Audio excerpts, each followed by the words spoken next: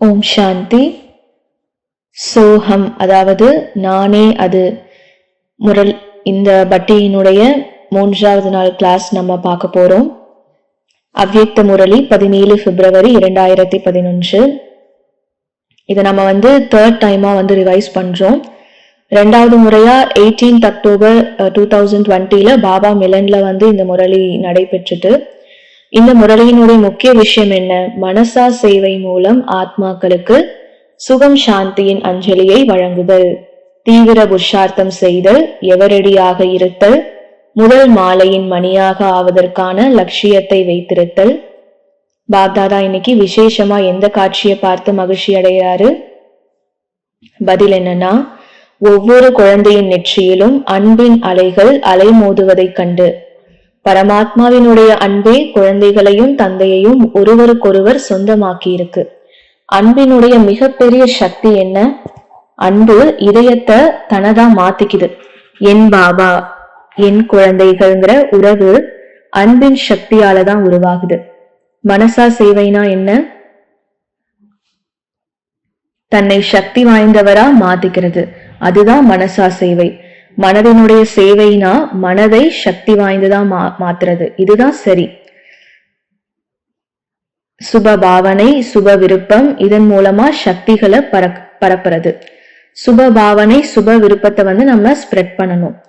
அதுக்கப்புறம் distance healing, அதாவது இந்த உலகத்துல பிராணிக் ஹீலிங் அப்படின்னு சொல்லிட்டு ஒரு டெக்னிக் இருக்கு. நீங்க அவங்களுக்கு போன் பண்ணி எங்களுடைய ஒரு உறவினர் அமெரிக்கால இருக்காருன்னு நீங்க சொன்னா அது கட்டண சேவை. அந்த பிராணிக் ஹீலிங் அப்படிங்கிறது அவங்க அங்கிருந்தே கதிர்களை சென்ட் பண்ணுவாங்க. அதாவது அது கட்டண சகாஷ் அப்படின்னு நம்ம சொல்லலாம். புதிய சேவைகள். யாரா இருந்தாலும் அங்க யாராவது துன்பத்துல இருந்தா அவங்க அங்கிருந்து கதிர்களை ஸ்பெண்ட் பண்ணுவாங்க. அதனால அது ஹீலிங்னு சொல்றோம். அப்போ டிஸ்டன்ஸ் ஹீலிங்ல சகாஷ். மனசா சேவைனா என்ன? எது அதிகம் வேலை செய்யும்? இலவச சகாஷா இல்ல கட்டண சகாஷா? ரெண்டுமே வேலை செய்யும். சகாஷ்னா சகாஷ் தான். அது டெலிபத்தின்னு சொல்லுவோம். நாம இன்ஸ்பயர் செய்யவும் முடியும். அதாவது சகாஷ் இருக்கு. there is one universal mind இல்லையா? மனம்ங்கிறது ஒரு யூனிவர்சல் மைண்ட். அதுல எல்லா மனங்களும் இணைஞ்சிருக்கு. 2 மனங்கள் இணைஞ்சா என்ன நடக்கும்? ஒருத்தரினுடைய எண்ணங்கள் மற்றவரை போய் சேரும். அப்போ வெங்கட்ராமன் மவுண்ட் அபுவுக்கு வந்தப்போ அவருக்கு 10 இல்லைன்னா 15 நிமிஷம் மட்டும்தான் கொடுக்கப்பட்டிருந்துச்சு. அப்போ தாதி ஜானகி அவருக்கு விசேஷ சகாஷ் கொடுத்ததா சொன்னாங்க. ஒரு டனல் உருவாக்கி அவரை இமர்ஜ் செஞ்சது மாதிரி. அதுக்கப்புறம் அவர் வந்தப்போ சுமார் 1.5 மணி நேரம் இங்க ஸ்பெண்ட் பண்ணாரு. டெலிபதியில நீங்க ஒரு டனலை உருவாக்குறீங்க. அது 7 இல்லைன்னா 8 நிலைகள் இருக்கு. ஒருத்தர் இங்கே உட்கார்ந்துருப்பாரு, நடுவுல ஒரு சுவர் இருக்கும், மத்தவங்க சுவருக்கு அந்த பக்கம் உட்கார்ந்துருப்பாங்க. ஸ்டெப் 1, ஸ்டெப் 2, ஸ்டெப் 3, ஸ்டெப் 4, 5, 6, 7 அப்படின்னு அந்த டனல் இருக்கும். இப்படி மாதிரி இந்த நபர் ஒரு டனலை உருவாக்கி தன்னுடைய எண்ணங்களை மற்ற நபரின் எண்ணங்களுக்குள்ள அனுப்புறாரு. மேலும் என்னுடைய எண்ணம் அந்த நபரை போய் சேருதுன்னு கற்பனை பண்றாரு. தாய் இந்தியால இருக்காங்க, மகன் அமெரிக்காவில இருக்காரு. அமெரிக்காவில திடீர்னு விபத்து நடக்குது. இங்க தாயினுடைய தூக்கம் திடீர்னு கலையுது இல்லையா? ஏன்? அங்க ஏதோ நடந்துருச்சுங்கிற உணர்வு அந்த தாய்க்கு ஏற்படுது. பரத் தன்னுடைய தாய்மாமன் வீட்டுல தூங்கிட்டு இருக்கான். திடீர்னு அயோத்தியில ஏதோ தீமை நடந்த மாதிரி கனவு காண்றான். அப்போ ஏதோ நடக்குது. போர்க்களத்துக்கு போன கணவனை கணவனுடைய இந்த ஒரு ராஜபுத்திர பெண் அமர்ந்து ஆரத்தி எடுத்துட்டு இருக்கா. திடீர்னு விளக்கு அணைஞ்சிடுது. அங்க ஏதோ நடந்துருச்சுன்னு அவளுக்கு எப்படி தெரியுது? இது எல்லாமே என்ன? ஆத்மாக்கள் மனசோட மனசு இணைஞ்சிருக்கு, ஆழமா இணைஞ்சிருக்கு. தூரத்திற்கும் இதுக்கும் சம்பந்தம் கிடையாது. இங்க உட்கார்ந்துட்டே இந்த சிருஷ்டியினுடைய எந்த ஆத்மாவையும் எமர்ஜ் பண்ணி அவர்கிட்ட நம்முடைய செய்தியை பதிய வைக்க முடியும். Thought is thing, thought is object. இந்த பேனாவை இங்கிருந்து எடுத்து அங்க வைக்க முடியற மாதிரி ஒரு எண்ணத்தை எடுத்து வேறொரு இடத்துல வைக்க முடியும். எண்ணம் ஒரு விதை. அந்த விதையை நாம விதைக்க முடியும். This planting of thought seed is called மனசா சேவை. எந்த எண்ணத்தையும் நாம ஆத்மா கிட்ட கொண்டு போய் சேர்க்க முடியும். எந்த செய்தியையும் எந்த எண்ணத்தையும். இது எதை பொறுத்ததுன்னா அந்த ஆத்மாவுடன் நமக்கு எவ்வளவு தொடர்பு இருக்கு, நாம நம்முடைய உடல்ல இருந்து எவ்வளவு டிட்டாச் ஆகி இருக்கிறோம், லைன் எவ்வளவு தெளிவா இருக்கு, ஒருமைப்பாடு எவ்வளவு இருக்குங்கிறத பொறுத்துதான் இந்த டெலிபதி ஒர்க் அவுட் ஆகும். குறைவா இருக்கணும். எப்போ செய்யப்படுது, காலையில செய்யப்படுதா, பகல்ல, நைட்ல, அதிகாலையில செய்யப்படுதுன்னா டிராபிக் குறைவா இருக்கும் போது. டெலிவரி வேகமா இருக்கும் இல்லையா, விமானத்துல போனா குறைஞ்ச நேரம், சாலையில போனா அதிக நேரம் ஆகும், கீழே கூட்டம் அதிகம், மேல ஆகாயத்துல கூட்டம் குறைவு. அதனால மனசா சேவைனா என்ன, எண்ணங்களினுடைய டிரான்ஸ்மிஷன், வைப்ரேஷன்களினுடைய டிரான்ஸ்மிஷன் நடக்குது, ஒரு பரிமாற்றம். அதனால இந்த முழு முரளி எதை பத்தி இருக்கு, மனசா சேவை. மனசா சேவைனா என்ன, தன்னுடைய சுப சங்கல்பங்களின் மூலமா துன்பப்படக்கூடிய, அமைதி இல்லாத மற்றும் பக்தி ஆத்மாக்களுக்கு சுகம் மற்றும் சாந்தியினுடைய கதிர்களை நம்ம கொண்டு போய் சேர்க்கிறது. பாபா முரளியில அஞ்சலிங்கிற ஒரு வார்த்தையை பயன்படுத்துறாரு. அஞ்சலினா என்ன, ஹிந்தியில அப்படிப்பட்ட வார்த்தை இல்ல, ஹிந்தியில உள்ள வார்த்தை அஞ்சலி. அதாவது பாபா ஜாவ்ங்கிறத சாவா மாத்திட்டாரு, இல்லைன்னா அஞ்சலிங்கிற வார்த்தை கிடையாது. ஆனா இது பரமாத்மாவினுடைய அகராதி, அதனால எல்லாருமே இப்படி பண்ணலாம். கண்களை மூடி உலக ஆத்மாக்களுக்கு சுகம் சாந்தியினுடைய அஞ்சலியை நம்ம கொடுக்கலாம். ஒரு நிமிஷம் கண்ணை மூடி உலகத்துல இருக்கிற எல்லா ஆத்மாக்களுக்கும் சுகம் சாந்தியினுடைய அந்த அலைகளை பரப்பலாம். இந்த உலகம் ரொம்ப துன்பப்படுது. இன்னைக்கு காலையில சாக்கார முரளியில பாபா சொன்னாரு, ஒரு எழுத்து ரொம்ப மோசமானது. அது எந்த எழுத்து, எது, பாவம். அதாவது இந்த உலகம் என்ன, பாவ ஆத்மாக்களினுடைய உலகம். பாவம்ங்கிற வார்த்தை மோசமானது, கெட்டது. இங்க ஆத்மாக்கள் எதை செஞ்சாலும் விகர்மமாவே ஆகும். இன்னைக்கு சாக்கார முரளியில எதை செஞ்சாலும் என்ன ஆகும், இயல்பாவே. ஏன்னா இது நரகம், ஏன்னா இது பாவ ஆத்மாக்களினுடைய உலகம். இது ராவணனுடைய சிறை, கட்டுண்ட ஆத்மாக்களினுடைய வலை இருக்கு. இந்த வலையிலிருந்து வெளியே வருவதற்கான முறை என்ன, உலகம் ஒரு சிறை, இதுல இருந்து எப்படி வெளியே வர்றது, முதல்ல நாம சிறையில இருக்கோங்கிற உணர்வு இருக்கணும். ரெண்டாவது சிறையிலிருந்து வெளியே வரணுங்கிற சங்கல்பம் இருக்கணும். மூன்றாவது புருஷார்த்தம், நான்காவது வெளியே வந்துடுவோம். அதனால 4 வகையான ஆத்மாக்கள் இருக்காங்க, 4 வகையான மீன்களும் இருக்கு. முதல் மீன் என்னன்னா, தான் ஏற்கனவே வலையில சிக்கிட்டோங்கிறது தெரியாம இருக்கக்கூடிய மீன். இரண்டாவது மீன் முதல் மீன் ஒரு கட்டுண்ட ஆத்மா. இங்கிருந்துதான் புருஷார்த்தம் தொடங்குது. நாம சிறையில இருக்கோம், பந்தனத்துல இருக்கோம், அதுல இருக்கோங்கிறது தெரிஞ்ச உடனே இது ஒரு விஷயம். ரெண்டாவது சங்கல்பம், இந்த காட்டுல இருந்து இந்த சிறையில இருந்து வெளியே வரணுங்கிற விருப்பம் இருக்கணும். மூன்றாவது முயற்சி, நான்காவது பிறகு இங்கிருந்து வெளியே வந்துடணும். அதனாலதான் பக்தி மார்க்கத்துல 4 வகையான ஆத்மாக்கள் சொல்லப்படுறாங்க. ஒன்று பந்தனத்துல இருக்கிறாங்க, ஆனா தங்களுடைய பந்தனத்துல இருக்கிறதே அவங்களுக்கு தெரியாது. ரெண்டாவது தாங்கள் பந்தனத்துல இருக்கிறது தெரிஞ்சுக்க கூடியவங்க. மூன்றாவது வெளியே வர்றதுக்கு புருஷார்த்தம் செய்யறவங்க. நான்காவது ஆத்மா வலையிலேயே சிக்காதவர், சின்ன வயசுல இருந்தே ஜீவன் முக்த நிலையில இருக்கக்கூடியவர். பக்தி மார்க்கத்துல சுகதேவரினுடைய பிறப்ப போல காட்டுறாங்க இல்லையா, பிறந்த உடனே நேரா நடக்க தொடங்குறாரு. அவருடைய தந்தை அவருக்கு பின்னால ஓடுறாரு, ஏய் நில்லு அப்படின்னு அவர் சொல்றாரு. இல்லன்னு இந்த உலகத்துல சிக்கவே கூடாதுன்னு சுக்குதேவ் ஓடிடுவாரு. இவங்களை பத்தி, அதாவது இவர் ஜீவன் முக்த ஆத்மா, சின்ன வயசுல இருந்தே வைராகியத்தோட பிறந்தவர்னு சொல்லப்படுது. அதனால இந்த உலகம் என்ன, ஒரு வலை, ஒரு சிறை, எல்லாருமே துன்பப்படுறாங்க. அதனால நம்ம என்ன செய்யணும், மனசா சேவை ஒரு வழிமுறை. எதற்கான, அசரீரி ஆகுவதற்கான ஒரு வழிமுறை. யோகத்தினுடைய ஆரம்பத்தையே மனசா சேவையோட தொடங்கிடணும். நான் ஆத்மாங்கிறதெல்லாம் வேண்டாம், நேரா 5 கண்டங்கள், ஐரோப்பா, அமெரிக்கா, ஆப்பிரிக்கா, ஆசியா, ஆஸ்திரேலியா, அப்புறம் 5 தத்துவங்கள். முந்தைய பட்டியல 11ல எடுத்த பட்டியல, அதாவது 55ல ஒவ்வொன்றிலுமே 5 இருக்கும். அதனால மனசா சேவைனா என்ன, திரும்ப திரும்ப ஏன் பயிற்சி செய்யணும், அதனால என்ன நன்மைகள், நம்முடைய மனம் பிஸியா இருக்கும், பழக்கம் ஆயிடும். எவ்வளவு நல்ல விஷயம் இது. எதுக்கு பழக்கம் ஏற்படும், சேவை செய்வதற்கான பழக்கம் ஏற்படும். அது சம்ஸ்காரமா மாறிடும், இயல்பானதா மாறிடும். மனசு தானாவே வீணான எண்ணத்திலிருந்து பிஸியா இருக்கும். பாபா கிட்ட தொடர்பு தொடர்ந்து இருக்கும். நம்முடைய நேரம் பயனுள்ளதா மாறும். 2 பேருக்குமே நன்மை ஏற்படும். யாருக்கு செய்யப்படுதோ, யாரு செய்யறாங்களோ. உடலுக்கு வெளியே இருப்பதற்கான பயிற்சி இருக்கும். ஏன்னா இந்த உலகம் முழுசும் தேக அபிமானத்துல இருக்கு. இது ஒரு நல்ல பாயிண்ட். பகவான் மகிழ்ச்சி அடைவாரு. ஏன்னா யாரோ ஒருத்தர் அவரை போலவே செஞ்சுட்டு இருக்காருன்னு பகவானுக்கு மகிழ்ச்சி ஏற்படும் இல்லையா, சீக்கிரமாவே மேல போயிடுவோம். இன்னொரு விஷயம், நம்முடைய ஒரிஜினல் சம்ஸ்காரங்கள் வெளிப்பட தொடங்கும். ஏன்னா ஆத்மா மேலும் மேலும் தூய்மை ஆகிட்டே போகும். அப்போ ஆத்மாவினுடைய ஒரிஜினல் சம்ஸ்காரங்கள் வெளிப்பட தொடங்கும். சூழ்நிலை சக்தி வாய்ந்ததா மாறிடும். கார்ல உட்கார்ந்துட்டும் நம்ம செய்யலாம். பாபாவினுடைய டச்சிங் நமக்கு கிடைக்கும். மேலும் பாபாவினுடைய ஸ்ரீமத், பாபா சொல்வார் இல்லையா, அதாவது அவருடைய குரல் வந்து எனக்கு கேக்குது, உங்களுக்கு ஏன் கேட்கலன்னு சொல்லுவாரு. பக்தர்களினுடைய குரல் வந்து எனக்கு கேக்குது, உங்களுக்கு ஏன் கேட்கல? I don't know why. அவருக்கே புரியல, உங்களுக்கு மட்டும் ஏன் கேட்க மாட்டேங்குது, எனக்கு மட்டும் ஏன் இவ்வளோ கேக்குது. ஆனா நம்ம பாபா கிட்ட என்ன சொல்றோம், முதல்ல எங்களுடைய துக்க குரலை கேளுங்க, அவருடைய குரல் நமக்கு கேட்கறது இல்ல. ஏன்னா நாம துக்கத்துல இருக்கோம்.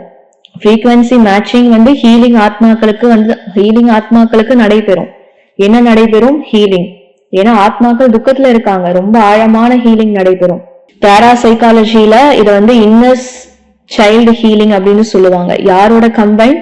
பாபாவோட கம்பைன்ட் ஆகணும். மனமும் புத்தியும் ஒருமுகமாகும். அதோடு சாந்த யோகத்தினுடைய சார்ட் அதிகரிக்கும், அனுபவம் அதிகரிச்சுட்டே போகும். 7 குணங்களும் வர தொடங்கும். ஆத்மாவினுடைய குணங்கள் 100% நிரந்தர யோகம் இருக்கும். பாப்தாதா எந்த வார்த்தையை முடிவுக்கு கொண்டுட்டு வர விரும்புறாரு? சில சமயம் உங்களுடைய டைரியில ஒரு டஸ்ட்பின் படம் வரைஞ்சுக்கோங்க, கீழே வந்து டஸ்ட்பின்னு எழுதுங்க. அதுல முடிவுக்கு கொண்டு வர வேண்டிய எல்லா வார்த்தைகளையும் நீங்க எழுதணும். அதுல ஒரு வார்த்தை இது, சில சமயம். பாபாவுக்கு எந்த வார்த்தைகள் கொஞ்சமும் பிடிக்காது, அதை யோசிச்சு நீங்க எழுதணும் அந்த வரைபடத்துல. சாத்தியம் இல்லை, உழைப்பு, ஆனால், பார்ப்போம், செய்வோம், யோசிப்போம், இது எல்லாமே வந்துடுச்சு இல்லையா? அப்புறம் காரணம், என்ன, ஏன், எப்படி, சம்டைம். அதனால இது எல்லாத்தையுமே அதுல நீங்க எழுதிடணும். இத பத்தி ஒரு முழு முரளி இருக்கு. ஓ பிரபு, ஓ பரமேஸ்வரா, தயவு செய்யுங்கள், கிருபை காட்டுங்க, நடக்குமோ இல்லையோ தெரியலையே, இந்த எல்லா வார்த்தைகளையும் டஸ்ட்பின்ல போட்டுடுங்க. டஸ்ட்பின் வந்து நிறைஞ்சிடுச்சா, சின்னதை எடுத்தீங்களா, பெரிய டஸ்ட்பின் எடுத்துக்கோங்க. பக்கத்துல வந்து இருக்கக்கூடிய டஸ்ட்பின் எடுத்துட்டீங்களா பாருங்க. அதாவது டஸ்ட்பின் நிரம்பிடுச்சு அந்த வார்த்தைகளை நம்ம கொட்டும் போது. பாபாவுக்கு இந்த வார்த்தை கொஞ்சமும் பிடிக்காது. புருஷார்த்தம் எப்பவும் இருக்கணும், சில சமயம் கிடையாது. ஒரு முறை செஞ்சோம், ஒரு முறை செய்யலன்னு இருக்கக்கூடாது. கன்சிஸ்டன்சி ரொம்ப முக்கியம். அமிர்த வேளையில கன்சிஸ்டன்சி ரொம்ப முக்கியம். முரளி சிந்தனையிலையும் கன்சிஸ்டன்சி இருக்கணும். அதாவது இன்னைக்கு இந்த முரளியிலேயே பாபா சொன்னாரு, இந்த முரளியில வந்தது, அதாவது முரளி முரளி முரளி. இந்த முரளிய சாக்காரத்துல டைமண்ட் ஹால்ல கேட்டவங்க நினைவு இருக்கா?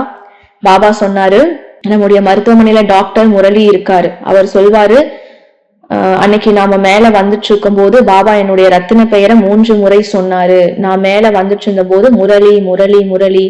அதாவது சில சமயம்ங்கிற வார்த்தை வரக்கூடாது. எவரடி ஆகிறதுனுடைய முக்கியத்துவம் என்ன? நீண்ட காலமா எவரடி பயிற்சி செஞ்சா இறுதி நேரத்துல வெற்றி அடைஞ்சு முதல் மாலையினுடைய மணியா மாறலாம்.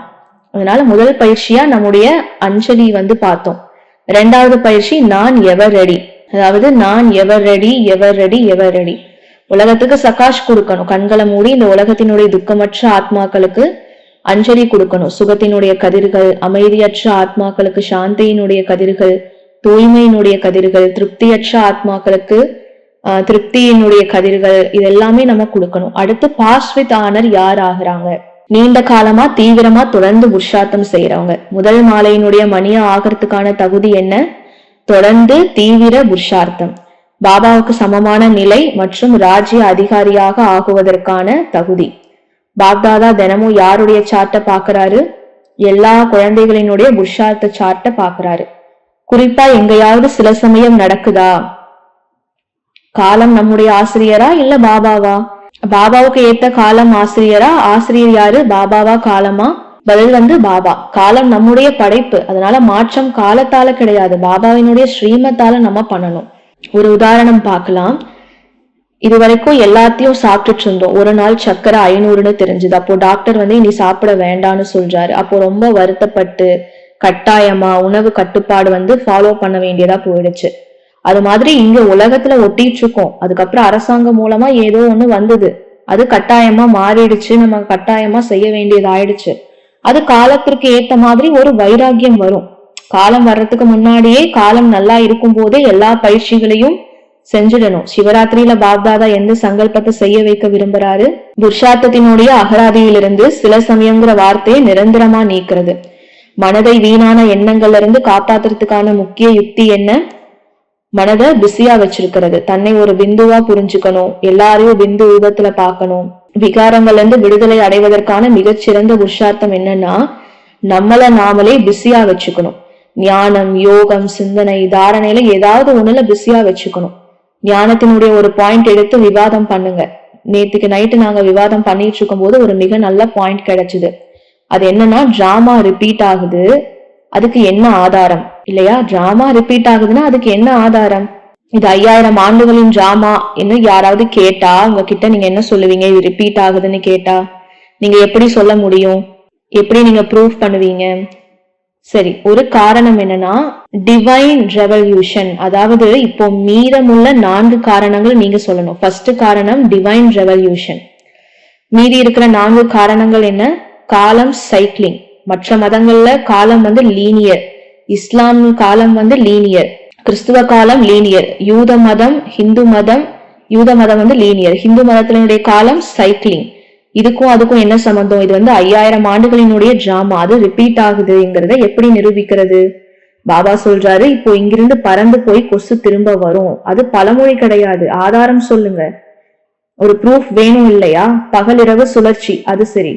அப்புறம் 5 Ds இருக்கு, மொத்தம் 5 D இருக்கு. D for deja vu. அதாவது முதல் டி என்ன? டெஜாவுனா புதிய இடத்துக்கு போனதுக்கு அப்புறம் இங்க நான் ஏற்கனவே வந்திருக்கேன்னு தோணும் இல்லையா? அது ஃபர்ஸ்ட் டி. புதிய நபர்களை சந்திச்சா இவரை நான் ஏற்கனவே பார்த்திருக்கேன்னு தோணும். அப்படி தோணுது இல்லையா? சிலரை பார்த்த உடனே அவங்க வந்து பக்கத்துல உட்கார்ந்த உடனே திடீர்னு ஒரு அமைதியான அனுபவம் ஏற்படும். யாரோ வந்து உட்கார்ந்துருக்காங்க. இதற்கு எதிர்மாறாவும் நடக்கும். யாரோ வந்து உட்கார்ந்துருப்பாங்க, நமக்கு தெரியாதவங்க. ஆனா அவருடைய முகத்தை பார்த்த உடனேயே ஒரு அமைதியின்மை ஏற்படும் நமக்குள்ள. ஏதோ ஒரு இணைப்பு இல்லைன்னு தோணும். இது ஏன் நடக்குது? ஏன்னா ஆத்மால நினைவுகள் இருக்கு. புதிய இடத்துக்கு போனா நான் ஏற்கனவே இங்க வந்திருக்கேன்னு தோணுது. மதுபனுக்கு முதல் முறையா வந்த நிறைய பேரு நான் முன்னாடியே வந்திருக்கேன்னு சொல்றாங்க. இந்த இடம் வந்து இங்க இருக்கு, அந்த இடம் அங்க இருக்குன்னு தோணுதுன்னு சொல்றாங்க. இதுதான் ஆங்கிலத்துல சைக்காலஜில சைக்காட்டிஸ்ட் எல்லாருமே சொல்றாங்க டெஜாவு. டெஜாவு என்ன ப்ரூவ் பண்ணுது? இந்த விஷயத்த நம்ம ஏற்கனவே பார்த்திருக்கோம், அதாவது முன்னாடியே நம்ம பார்த்திருப்போம், ரிப்பீட் ஆகுது. இதுதான் முதல் காரணம். இரண்டாவது காரணம், கனவுல வந்து மனுஷன் பாத்துடுறான் இல்லையா? கனவு ரிப்பீட் ஆகுது. எதிர்காலத்துல நடக்க போகக்கூடிய விஷயங்களை எல்லாரும் பார்க்க மாட்டாங்க, சிலர் பார்த்துடுறாங்க இல்லையா? நேற்று ஒரு மாதாஜி தன்னுடைய மரணம் நடக்குதுன்னு பார்த்தாங்க. மேலும் செய்தித்தாள்ல 4வது பக்கத்துல தன்னுடைய செய்திய வந்து வந்திருக்கிறதா வந்து கனவுல பார்த்ததா வந்து சொல்றாங்க. மக்கள் அவங்க கிட்ட முதல்ல சாயந்தரம் செய்தித்தாள் வராது, செய்தித்தாள் காலையில தான் வரும்னு அவங்களுக்கு சொல்லியிருக்காங்க. அவர் வந்து இல்ல, அது வந்து மாலையில வெளியாகக்கூடிய செய்தித்தாள்னு சொன்னாங்களாம். அப்ப மக்கள் வந்து அப்படி இல்லைன்னு சொல்லி விளக்கம் கொடுத்திருக்காங்க. அடுத்த நாள் சரியா மதியம் அவருக்கு விபத்து நடந்துருச்சு, மரணம் ஏற்பட்டுருச்சு. மாலையில வெளியாகும் ஒரு செய்தித்தாள்ல அதே 4வது பக்கத்துல அவரை பத்தின அந்த செய்தி வந்திருக்கு. பாருங்க, மக்கள் நம்பவே இல்லை. அவங்க சொன்னதுக்கு காலையில தானே நியூஸ் பேப்பர் வரும், சாயந்தரம் நியூஸ் பேப்பர்ல எப்படி வந்து டெத் வரும், அதுவும் இல்லாம நீங்க உயிரோட தானே இருக்கீங்க அப்படின்னு சொல்லியிருக்காங்க. ஆனா அடுத்த நாள் மத்தியானம் அந்த மாதாஜி இறந்துடுறாங்க. சாயந்தரம் வெளியாகக்கூடிய ஒரு நியூஸ் பேப்பர்ல அதே 4வது பக்கத்துல சரியா அவங்களினுடைய அந்த மரணம் குறிப்பு வந்திருக்கு. அது அவருக்கு எப்படி முன்னாடி தெரிஞ்சது? நடக்க போக விஷயம் ஆத்மாவுக்கு முன்னாடி எப்படி தெரிஞ்சதுக்கான ஆதாரம் இதுதான். அதாவது முன்பே நடந்திருக்கு. இது இரண்டாவது. மூன்றாவது என்னன்னா விஷன்ஸ், சாட்சாத்காரம். பலருக்கு எதிர்காலத்துல நடக்க போகக்கூடிய விஷயங்கள் விஷனா தெரியுது, அது கனவு கிடையாது. பிரம்மா பாபாவுக்கு சாட்சாத்காரம் கனவுல வரலையே, கண்கள் திறந்திருந்துச்சு, விஷன்ஸ் வந்துச்சு, விநாசம் தெரிஞ்சுது. அதாவது அது முன்னாடியே நடந்திருக்கு. அதனாலதான் முதல் என்னது டெஜாவோ, இரண்டாவது ட்ரீம்ஸ், மூன்றாவது டிவைன் விஷன்ஸ், 4வது டிவினேஷன். அதாவது நம்முடைய மொழியில இதை வந்து ஜோதிடம், எதிர்கால ஜோதிடம்னு சொல்றோம். நம்ம ஜோதிடர்களுக்கு இது நடக்க போகுது, அது நடக்க போகுதுன்னு எப்படி தெரியுது? நிகழ்வுகளை பத்தி அவங்க இதுதான் நடக்கும்னு சொல்றாங்க இல்லையா? 2012 இப்படி ஆகும், அதுக்கப்புறம் இது நடக்கும் அப்படின்னு சொல்றாங்க. பலமுறை அது நடந்தும் இருக்கு, அதாவது அது ஏற்கனவே நடந்திருக்கு. மக்கள் இந்த திரைப்படங்களை எப்படி உருவாக்குறாங்க? 2000 2012 அழிவினுடைய திரைப்படம் வந்துச்சு இல்லையா? அந்த இயக்குனருக்கு எங்கிருந்து அந்த ஊக்கம் வந்துச்சு? வெள்ளம் மட்டுமே வரும் ஒரு அழிவு திரைப்படத்தை உருவாக்கணும்னு என்ன அவசியம் அவருக்கு? அதாவது ஆத்மாக்கள்ல அழிவின் நினைவுகள் இருக்கு, ஆத்மாக்கள் அழிவை பார்த்திருக்காங்க, அதனுடைய அடிப்படையில தான் திரைப்படங்களை உருவாக்குறாங்க. அப்படின்னா எத்தனை காரணங்கள் இருக்கு? 4 பார்த்துட்டோம் இல்லையா? மொத்தம் 5 இருக்கு. முதலாவது டிவைன் ரெவலேஷன், அதாவது இது பரமாத்மா சொன்ன விஷயம், பரமாத்மாவே சொல்றாரு, எந்த மனுஷங்களும் சாஸ்திரத்திலயும் எழுதப்படல, இறைவனே வந்து சொல்றாரு, அவருடைய மகா வாக்கியம் இது. உண்மையை சொல்லக்கூடியவர் இறைவன் இல்லையா? அவர் வந்து இதை வெளிப்படுத்தி இருக்காரு. அப்போ divine revelation, divine visions, divine dreams, deja vu, எல்லாருக்குமே இந்த டேஜாவோங்கிற அனுபவம் நிறைய பேருக்கு இருக்கு.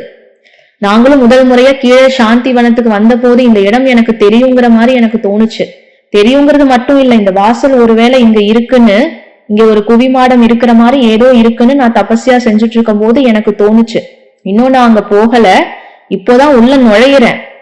யாரோ என்ன இங்கிருந்து அழைச்சிட்டு போன மாதிரி எனக்கு தோணுது. இங்க ஏதோ இருக்குன்னு எனக்கு தோணுச்சு. உண்மையிலேயே இதுதான் டேஜாவு அப்படின்னு நம்ம சொல்றோம். புதிய மனுஷங்களை சந்திச்சதுக்கு அப்புறம் இவங்களை எனக்கு முன்னாடியே தெரியுங்கிற மாதிரி தோணுது.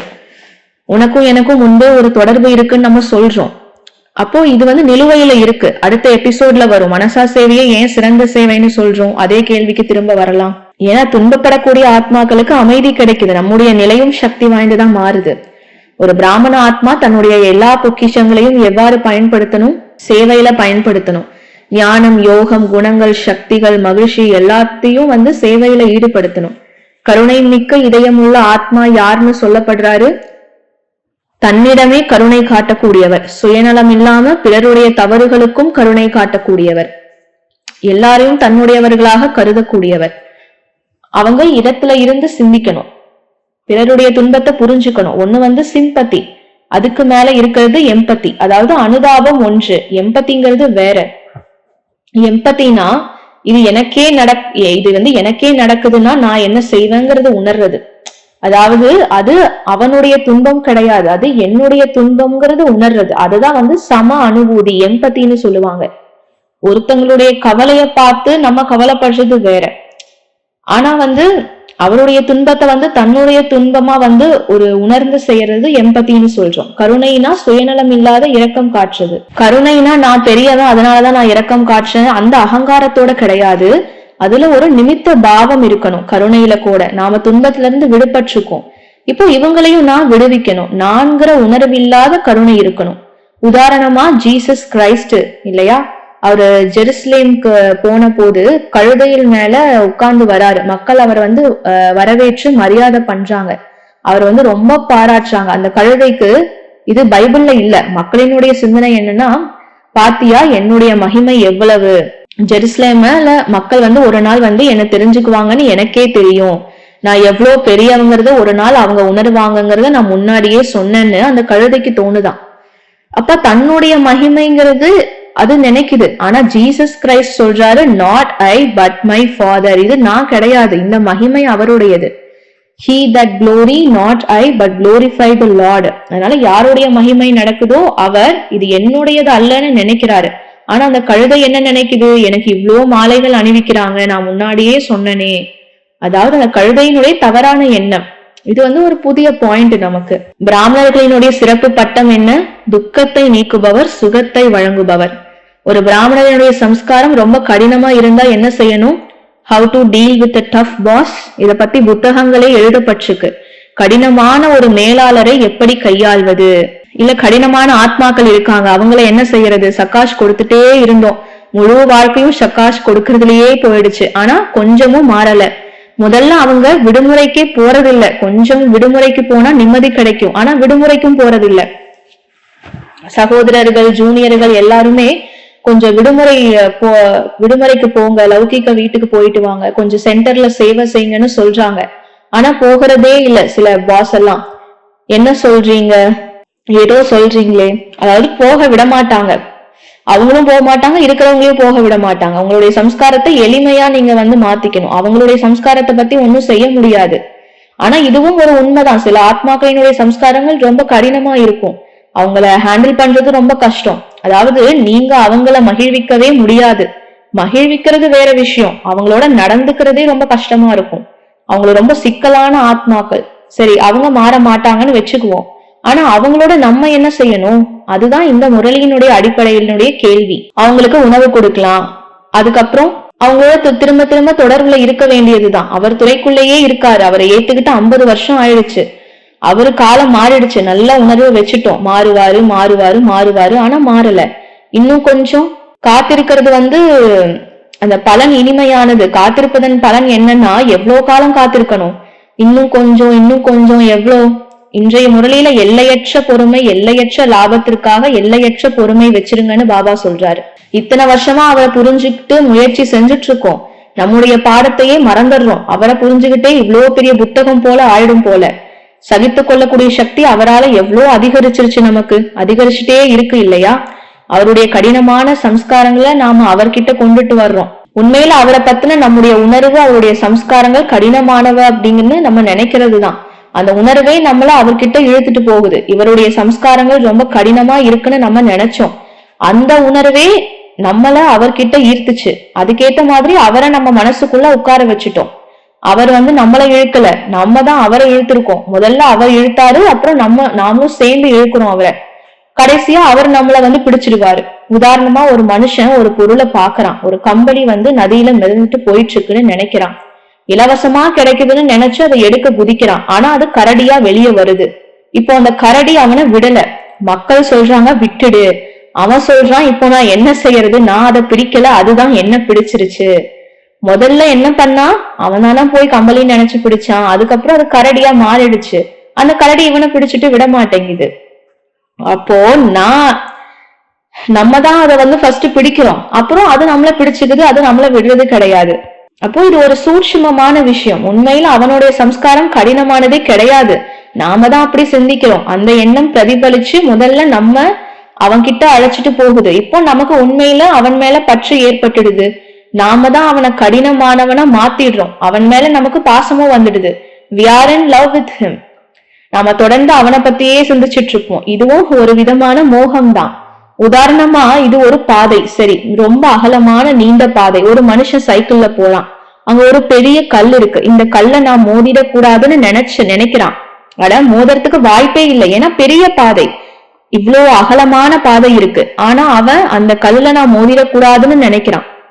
திரும்ப திரும்ப சொல்றான் மோதிடக்கூடாதுன்னு. சைக்கிள் முன்னாடி போகுது, நினைச்சிட்டே வரான். அப்போ இததான் தவறான தாரணைன்னு சொல்லுவாங்க. அந்த கல் அவனை கூப்பிடல, அந்த கல் எதுவுமே செய்யல. கல் அங்கேயே இருக்கு, பெரிய கல்லா இருக்கு. ஆனா இவ்வளோ அகலமான பாதை இருந்தும் அவன் என்ன நினைக்கிறான், நான் மோதிடக்கூடாது. கடைசியில என்ன ஆயிடுச்சு, அவன் மோதிடுறான். அப்போ இங்க ஒரு எதிர்ப்பாளர் நிக்கிறாரு. இவர் என்னை எதிர்க்க கூடாது அப்படின்னு நம்ம நினைக்கிறோம். உங்களுடைய எதிர்ப்பாளர்னு நீங்க நினைச்சு சொல்றீங்க. இவர் என்னை எதிர்த்திடக்கூடாதுன்னு நினைச்சிட்டே போறீங்க. இவன் மோசமானவன்னு நினைக்கிறீங்க. அப்படியே நினைச்சிட்டே போகும்போது அங்க என்ன ஆயிடுது, அவரு நமக்கு தப்பானதுதான் சொல்லுவாரு. அவர் நம்ம எதிர்த்து நிப்பாரு. அப்போ லா ஆஃப் ரிவர்ஸ் அட்ராக்ஷன், இததான் இப்படி சொல்லுவாங்க. இந்த மாதிரி விஷயத்த நாம தான் உருவாக்கி இருக்கோம். எங்களை துன்பங்கள்ல இருந்து விடுவீங்கன்னு நாம தான் சொல்றோம். ஆனா மனுஷனுக்கு அதிகமான பாசம் எதன் மேல இருக்கு, துன்பத்தின் மேலதான் இருக்கு. துன்பம் இல்லைன்னா அவனுக்கு அமைதியே இல்லை. அவனுக்கு துன்பம் வேணும், தினமும் புதுசா துன்பம் வேணும். சாயந்தரம் உட்கார்ந்து இவன் என்கிட்ட இப்படி செஞ்சான், அவன் என்கிட்ட அப்படி செஞ்சான், இவங்க ரொம்ப மோசமானவங்க, என்கிட்ட இப்படி எல்லாம் செய்யறாங்க, நான் என்ன செய்யறதுன்னு பேசிக்கணும். ரொம்ப மோசமான உலகம், இவ்வளோ பெரியவனா இருந்தும் இப்படி செய்யறானே.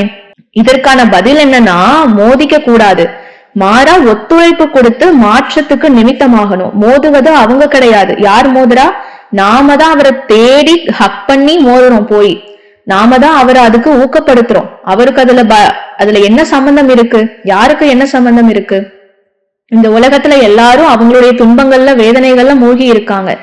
நாங்க MBBS படிக்கும் போது ஹாஸ்டல்ல தங்கியிருந்தோம். தினமும் டைரி எழுதுவோம். அந்த டைரி அப்படியே கிடக்கும். யாரும் அதை படிக்க கூட மாட்டாங்க. யாருக்கு அதுல என்ன அக்கறை? எல்லாரும் அவங்களுடைய வேலைகள்லயே ரொம்ப மூழ்கி இருப்பாங்க. யார் என்ன எழுதுறாங்கன்னு யாருக்கு என்ன கவலை? அப்படியே கிடக்கும். யாரும் படிக்க மாட்டாங்க, பார்க்கவும் மாட்டாங்க. முதல்ல நமக்கு பயமா இருந்தது, யாராவது பாத்துடுவாங்களோ. அதுக்கப்புறம் தெரிஞ்சது, யாருக்காவது அதை திறந்து இது என்னன்னு பார்த்துட்டு திரும்ப அதை வச்சிடுவாங்க. இந்த மாதிரி எல்லாம் எங்களுக்கு நடந்துச்சு. இவங்களுக்கு அதுல எந்த அக்கறையும் இல்ல, நமக்கு தான் நாம ரொம்ப முக்கியமானவங்கன்னு தோணுது. ஆனா உண்மையில அப்படி கிடையாது. முதல் முறையா மதுபனுக்கு வர்றவங்களுக்கு பாப்தாதா என்ன ஊக்கம் கொடுத்தாரு? இது எப்பவுமே ஊக்கங்கள் இல்லையா? என்னென்ன last so fast, double attention, double புருஷார்த்தம், வந்துட்டீங்க, சேர்ந்துட்டீங்க. தாமதமா வர்றவங்களும் ஓட்டுக்கு முன்னாடியே வந்துட்டாங்க. குடும்பம் மகிழ்ச்சி ஆகுது. நேத்துக்கு புதுசா வந்தவங்களை பார்த்து குடும்பம் மகிழ்ச்சி ஆகுது. தங்களுடைய வீட்டுக்கு அவங்க வந்துட்டாங்க அப்படின்னு சொல்லி. இது வீட்டினுடைய அலங்காரம் இல்லையா? இந்த மாதிரிதான் பாபா சொல்றாரு. இப்போ மீதி இருக்கிற நேரத்துல தீவிர புருஷார்த்தம் செஞ்சு நேரத்தை வெற்றிகரமாக்கணும், வேகமா முன்னேறணும்.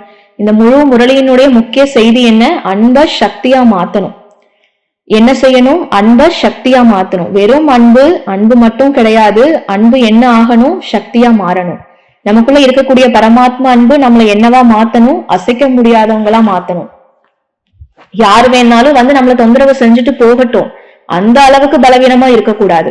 அதாவது டாம், டிக் அண்ட் ஹரி, யார் வேணாலும் கட்டிக்கிட்டு போகக்கூடிய அந்த பசுவா மாறக்கூடாது. நம்ம ராமாயணத்துல மகாபாரதத்துல காட்டுறாங்களே, யுதிஷ்டரை சுத்தி 5 பாண்டவங்களும் போர் சமயத்துல இருப்பாங்க. ஏன்னா யாராவது யுதிஷ்டரை பிடிச்சிட்டா நாம தோத்துருவோம்னு அவங்களுக்கு பயம். அப்ப யுதிஷ்டர் கேக்குறாரு, நான் என்ன பசுவா? யார் வேணாலும் என்ன பிடிச்சிட்டு போயிடுவாங்களா? அர்ஜுனன் சொல்றாரு, அண்ணா நீங்க என்ன பசுவா?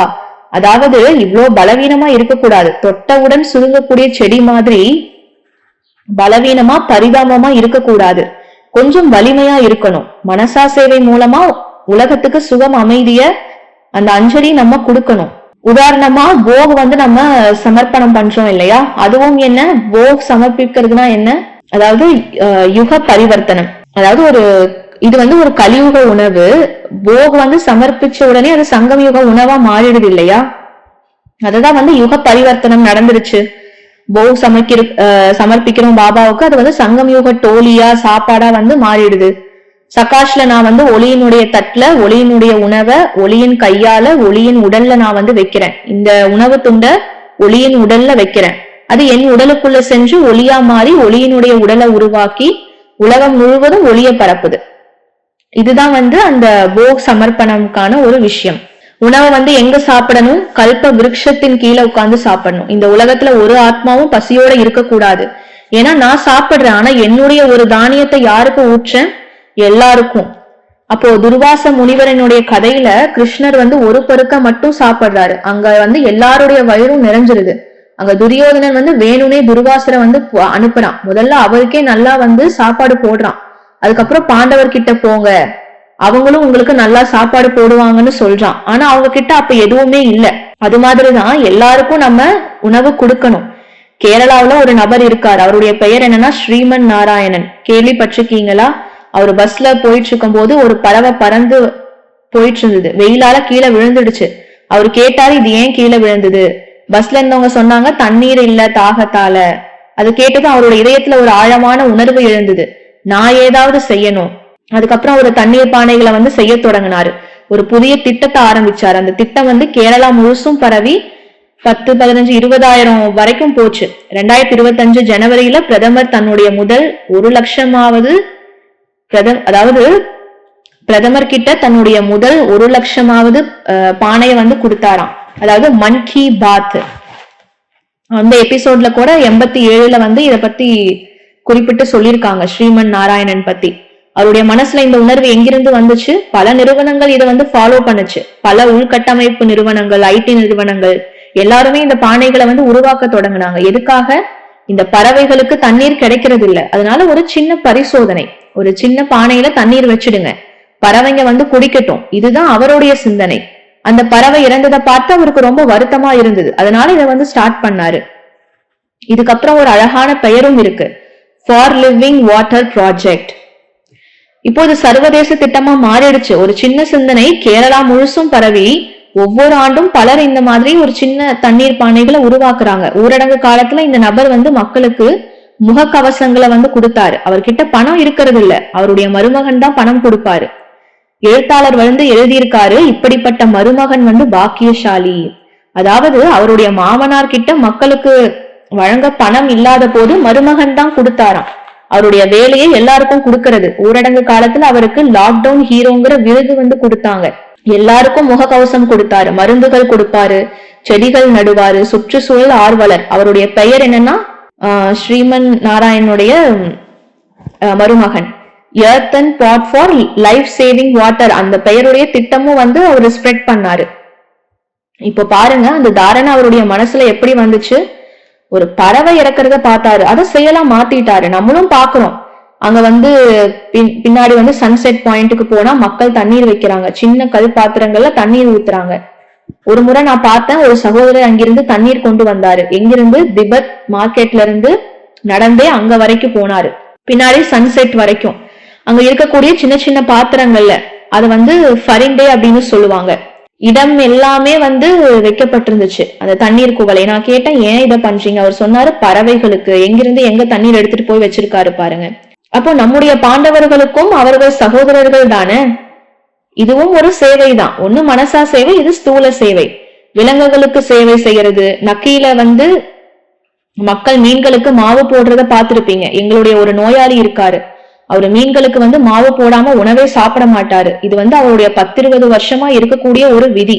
அவர் சொல்வாரு காலையில நான் மாவு போடாம சாப்பிட மாட்டேன். அவர் போகும்போது மீன்கள் எல்லாம் வந்துடுது.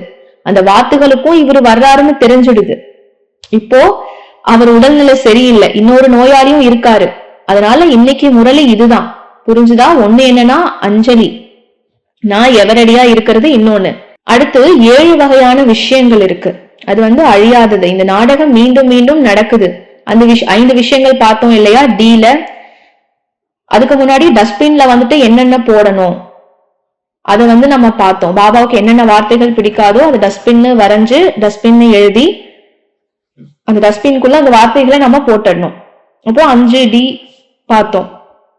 அதாவது ட்ரீம்ஸ், டிவினிட்டி, டேஜாவோ, அந்த மாதிரி பாயிண்ட்ஸ் வந்து இன்னைக்கு நம்ம பார்த்திருக்கோம். அப்புறம் ஸ்ரீமன் நாராயணனுடைய இந்த கதை இல்லையா. அப்புறம் அந்த கம்பளி கரடியினுடைய கதை பார்த்தோம். அப்புறம் கழுதை ஜீசஸ் ஜெருசலேம் போன கதை நம்ம பார்த்தோம். அப்புறம் சைக்கிள் மற்றும் கல், யுதிஷ்டரனுடைய கதை. இது எல்லாமே நம்ம வாழ்க்கையில ஃபாலோ பண்றதுக்காக தான் இதை நம்ம கேட்கிறோம். சோ கடைசி கேள்வி இன்னைக்கு முரளியில இருந்து என்னன்னா, குருடனின் மகன் குருடன். இது வந்து மகாபாரதத்துல யார் சொன்னாங்க? தவறு. காந்தாரி ஏன் தன் மகனை பத்தி அப்படி சொல்வாரு? தன் கணவரை பத்தி அப்படி சொல்லுவாங்களா? அந்த நேரத்துல அங்க சகுனி கூட இல்ல. அசல் மகாபாரதமான வியாசரின் மகாபாரதத்துல அந்த நேரத்துல அந்த அறையில திரௌபதி இருந்ததே இல்ல. இது உதவியாளரின் பேச்சு கிடையாது. தொலைக்காட்சியில ஒளிபரப்பப்பட்ட ராமாயண மகாபாரதத்துல திரௌபதி அப்படி சொன்னதாக காட்டியிருக்காங்க. ஆனா வியாசர் எழுதிய உண்மையான மகாபாரத உரையில திரௌபதி அப்படி சொல்லவே இல்லை. அந்த நேரத்துல அங்க பாண்டவர்கள் இருந்தாங்க, சில பணிப்பெண்கள் இருந்தாங்க. பாண்டவர்கள்ல பீமன் சொன்னாரா இல்ல பணிப்பெண்கள் சொன்னாங்களா? இதுதான் உண்மை. அங்க திரௌபதி கிடையாது. ஆனா துரியோதனன் தன் அப்பாவுக்கிட்ட போகும்போது அவனுக்கு ரொம்ப கோபமா இருந்துச்சு. அதனால ஏதாவது செய்ய வேண்டி இருந்தது. அதனால திரௌபதி சொன்னதா வந்து சொல்லிட்டாங்க. ஆனா அந்த அறையில திரௌபதி இல்ல. இதனால அசல் மகாபாரதத்துல பாவம் திரௌபதி இப்படி சிக்கிட்டாங்க. ஒருவேளை பணிப்பெண்கள் சொல்லிருக்கலாம், இல்ல பாண்டவர்கள்ல பீமன் சொல்லிருக்கலாம். அப்ப குருடன் மகன் குருடன் அப்படின்னு சொல்லி காந்தாரியோ இல்ல திரௌபதியோ சொல்லல. இது வந்து நம்ம ஒரு சின்ன இன்ஃபர்மேஷனுக்காக தெரிஞ்சுக்க கூடிய ஒரு விஷயம். நல்லது. ஓம் சாந்தி.